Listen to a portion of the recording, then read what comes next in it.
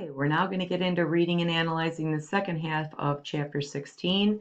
If you're looking at the internet version of the text, we're on page 85. If you're following along in the book, then we are on page 214, top of 214.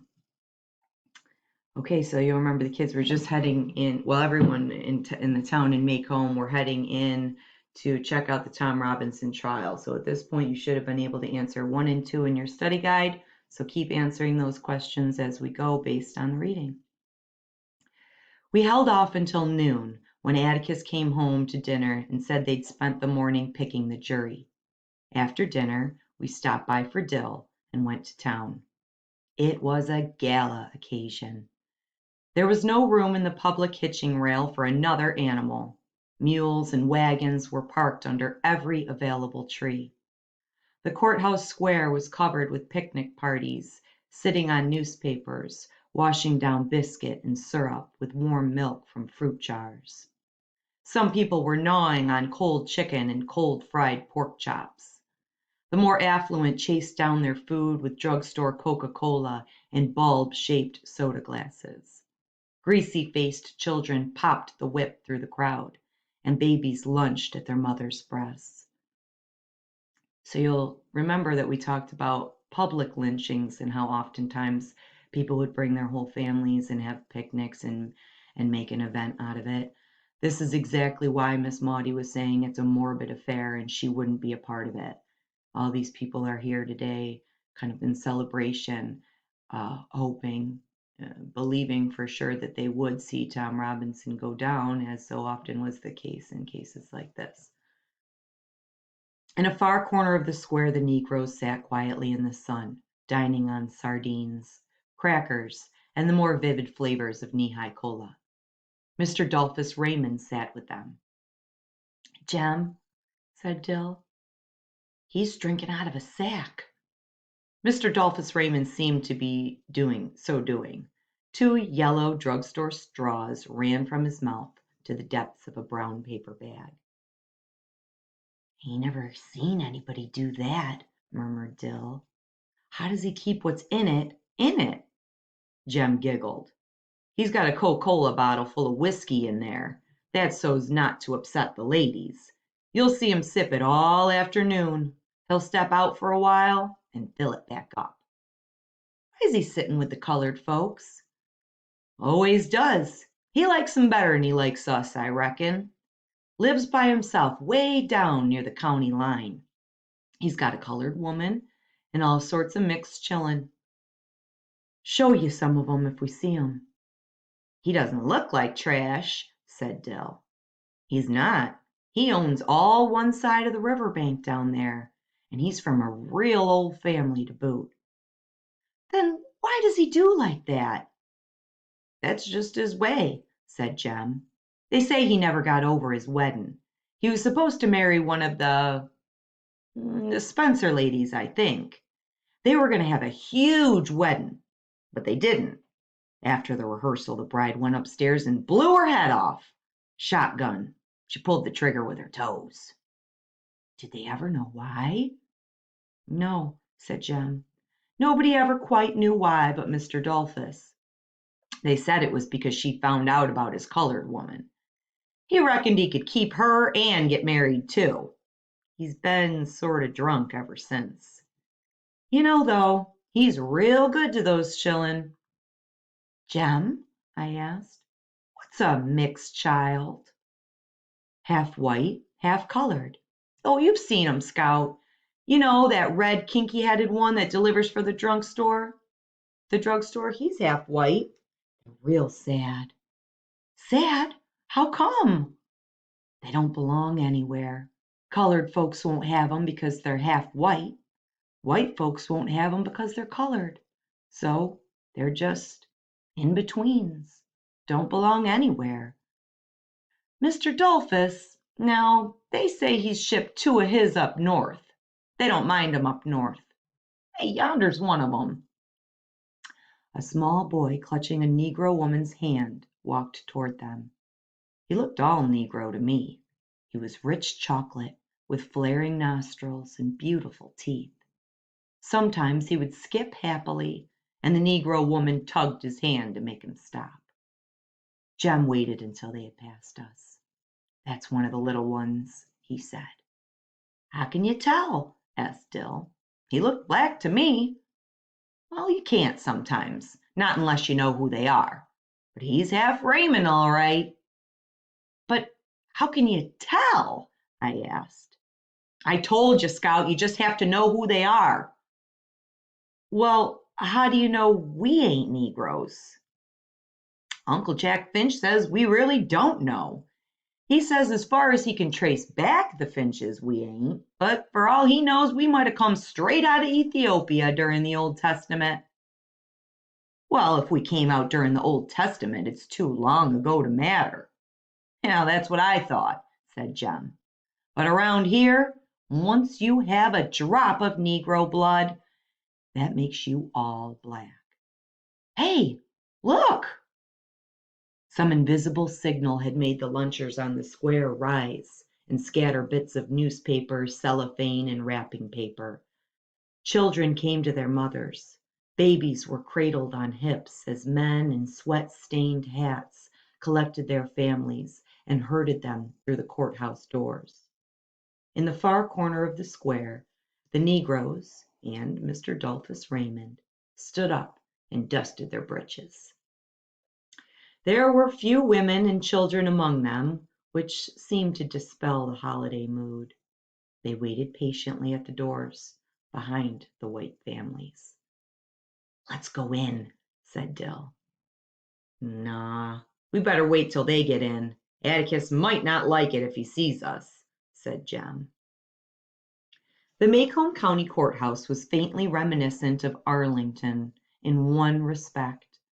The concrete pillars supported its south roof were way too heavy for their light burden. The pillars were all that remained standing when the original courthouse burned in 1856. Another courthouse was built around them.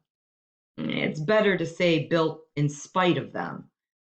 But for the south porch, the Macomb County Courthouse was early Victorian, presenting an unoffensive vista when seen from the north. From the other side, however, Greek Revival columns clashed with the big 19th century clock tower, housing a rusty, unreliable instrument, a view indicating a few people determined to preserve every physical scrap of the past. To reach the courtroom on the second floor, one passed sundry sunless county cubbyholes. The tax assessor, the tax collector, the county clerk, the county solicitor, the circuit clerk, the judge of probate lived in cool, dim hutches that smelled of decaying record books, mingled with old, damp cement and stale urine. It was necessary to turn on the lights in the daytime. There was always a film of dust on the rough floorboards. The inhabitants of these offices were creatures of their environment, little gray-faced men. They seemed untouched by wind or sun. Now that paragraph doesn't do a whole lot to advance the plot, but check out those beautiful details. Does that create some awesome imagery or what? Try to replicate that in your own writing. Just beautiful. We knew there was a crowd, but we had not bargained for the multitudes in the first floor hallway. I got separated from Jem and Dill, but made my way toward the wall by the stairwell, knowing Jem would come for me eventually. I found myself in the middle of the Idlers Club and made myself as unobtrusive as possible. This was a group of white-shirted, khaki-trousered, suspendered old men who had spent their lives doing nothing and passed their twilight days doing the same, on pine benches under the live oaks in the square. Attentive critics of courthouse business, Atticus said they knew as much of law as the Chief Justice from long years of observation. Normally, they were the court's only spectators, and today they seemed resentful of the interruption of their comfortable routine. When they spoke, their voices sounded casually important. The conversation was about my father. "Thinks he knows what he's doing," one said. "Oh, now, I wouldn't say that," said another. "Atticus Finch is a deep reader, a mighty deep reader." "He reads all right. That's all he does," the club snickered. "Let me tell you something now, Billy," a third voice said. "You know the court appointed him to defend this Negro." "Yeah, but Atticus aims to defend him. That's what I don't like about it." This was news that put a different light on things. Atticus had to, whether he wanted to or not. I thought it odd that he hadn't said anything to us about it. We could have used it many times in defending him and ourselves. He had to. That's why he was doing it. Equaled fewer fights and less fussing. Think about that. Why did Atticus not want the kids to know that he was appointed this case, that he didn't choose it? Would he have done it regardless? But did that explain the town's attitude? The court appointed Atticus to defend him. Atticus aimed to defend him. That's what they didn't like about it. It was confusing. The Negroes, having waited for the white people to go upstairs, began to come in. "Whoa, now, just a minute," said a club member, holding up his walking stick. "Just don't start up them there stairs just a while." The club began its stiff-jointed climb and ran into Dill and Jem on their way down, looking for me. They squeezed past, and Jem called, "Scout, come on, there ain't a seat left. We'll have to stand up." "Look a there now," he said irritably as the black people surged upstairs. The old men ahead of them would take most of the standing room. We were out of luck, and it was my fault, Jem informed me. We stood miserably by the wall. "Can't you all get in?" Reverend Sykes was looking down at us, black hat in hand. You know him from Calpurnia's church, First Purchase. "Hey, Reverend," said Jem. "Nah, Scout here messed us up." "Well, let's see what we can do." Reverend Sykes edged his way upstairs. In a few minutes he was back.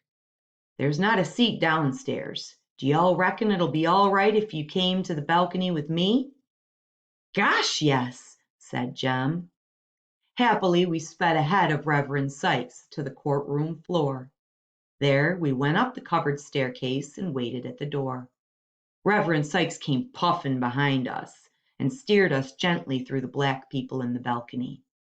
4 Negroes rose and gave us their front row seats. The colored balcony ran along 3 walls of the courtroom like a second-story veranda, and from it we could see everything. The jury sat to the left under long windows. Sunburned, lanky, they seemed to be all farmers, but this was natural. Townfolk rarely sat on juries. They were either struck or excused. 1 or 2 of the jury looked vaguely like dressed-up Cunninghams. At this stage, they sat straight and alert. The circuit solicitor and another man, Atticus and Tom Robinson, sat at tables with their backs to us. There was a brown book and some yellow tablets on the solicitor's table. Atticus's was there. Just inside the railing that divided the spectators from the court, the witnesses sat on cowhided bottom chairs. Their backs were to us.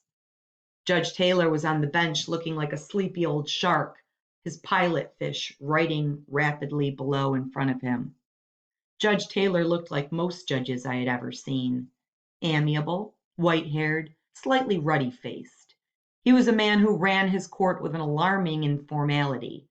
He sometimes propped his feet up. He often cleared his fingernails with his pocket knife. In long equity hearings, especially after dinner, he gave the impression of dozing, an impression dispelled forever when a lawyer once deliberately pushed a pile of books to the floor in a desperate effort to wake him up. Without opening his eyes, Judge Taylor murmured, "Mr.